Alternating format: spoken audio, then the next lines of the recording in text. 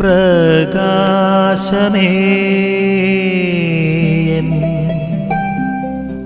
മിഴി തുറക്കുക വേഗം. കർത്താവിന്റെ സ്നേഹവും കർത്താവിന്റെ മാനദണ്ഡവും മനുഷ്യരിൽ നിന്ന് നേരെ വ്യത്യസ്തമാണ്. 100 ആടുകളിൽ ഒന്നിനെ നഷ്ടപ്പെട്ടാൽ കണ്ടുകെട്ടുവോളം അതിനെ തേടിപ്പോകുന്ന ഒരു ഇടയന്റെ മനസ്സാണ് കർത്താവിൻ്റെത്. തൻ്റെ പ്രിയപ്പെട്ടവരിൽ ഒന്നിനെ പോലും നശിക്കാൻ ആഗ്രഹിക്കാത്ത ഒരു ക്രിസ്തുവിന്റെ മനസ്സ്.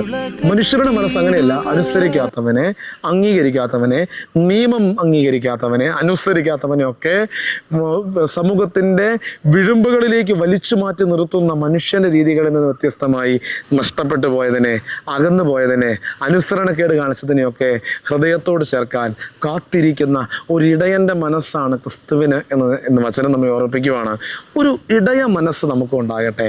ഇടയ മനസ്സിന്റെ പ്രത്യേകത കരുണ, ആർദ്രത, ക്ഷമ, കാത്തിരിപ്പ്. ഇതൊക്കെ ഒരു ഇടയ മനസ്സിന്റെ പ്രത്യേകതയാണ്. ഈ ക്രിസ്തുവിലുള്ള ഈ ഇടയ സവിശേഷതകൾ നമ്മുടെ ജീവിതത്തിൽ ഉണ്ടാകട്ടെ. നമുക്ക് പ്രാർത്ഥിക്കാം. അതിന് നല്ല ഇടയനായ ഈശോ നമ്മെ സഹായിക്കട്ടെ. ആമേൻ. നിൻ വഴിയേ നടക്ക